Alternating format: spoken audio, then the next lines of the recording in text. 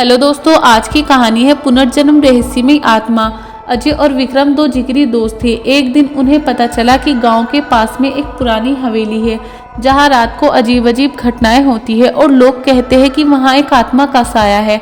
ये सुनकर दोनों ने उस हवेली को खुद जाकर देखने का निश्चय किया। रात के अंधेरे में जब सब सो रहे थे, अजय और विक्रम ने साहस करके हवेली में कदम रखा। हवेली बहुत पुरानी और झांझर थी। जगह जगह से दीवारें टूट चुकी थी और चारों ओर खामोशी पसरी थी। जैसे ही दोनों अंदर पहुंचे, उन्हें लगा कि कोई उन्हें देख रहा है, लेकिन आसपास में कोई नहीं था। अचानक हवेली के एक कमरे से धीमी धीमी आवाजें सुनाई देने लगी। दोनों ने अपने डर पर काबू पाकर उस कमरे में कदम रखा। वहां एक पुराना आईना रखा हुआ था जिसमें से रहस्यमय रोशनी आ रही थी। जैसे ही अजय ने आईने में देखा, उसे अपना बचपन की एक झलक दिखाई दी जो उसे पहले कभी याद नहीं थी। अजय ने विक्रम को बताया कि उसे ऐसा लग रहा है कि उसने इस जगह को पहले भी कभी देखा है, पर वह यकीन नहीं कर पा रहा था। तभी अचानक आईने में एक साया प्रकट हुआ, एक महिला की आत्मा जिसकी आंखों में दर्द था। वह दोनों को घूर रही थी और धीरे धीरे उनके करीब आ रही थी। आत्मा ने एक ठंडी आवाज में कहा, अजय, तुम आखिरकार वापस आ गए। मुझे इतने सालों से तुम्हारा इंतजार था। अजय सन्न रह गया। उसने कभी इस महिला को नहीं देखा था। फिर ये कैसे उसे जानती थी?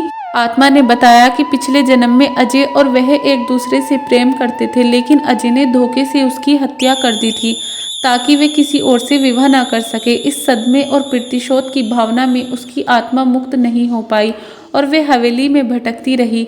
विक्रम को ये सब सुनकर विश्वास नहीं हो रहा था।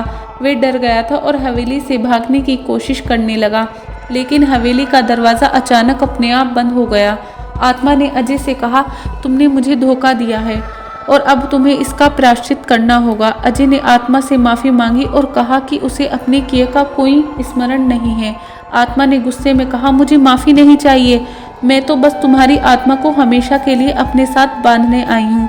अचानक हवेली की लाइट्स बंद हो गई और चारों ओर अंधेरा छा गया।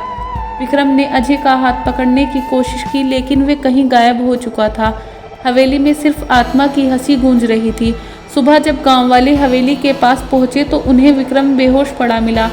वह सदमे में था और बस एक ही बात बड़बड़ा रहा था, अजय को आत्मा ले गई, अजय को आत्मा ले गई। कहते हैं कि उस दिन के बाद से अजय की आत्मा भी उस हवेली में भटक रही है और पूर्णिमा की रात वहां से दोनों की चीखें सुनाई देती है। आपको हमारी आज की वीडियो अच्छी लगी तो हमारे चैनल को लाइक करें, शेयर करें एंड सब्सक्राइब करें और बेल आइकन ज़रूर प्रेस करें ताकि आपको हमारे सारे न्यू अपडेट्स मिलते रहे।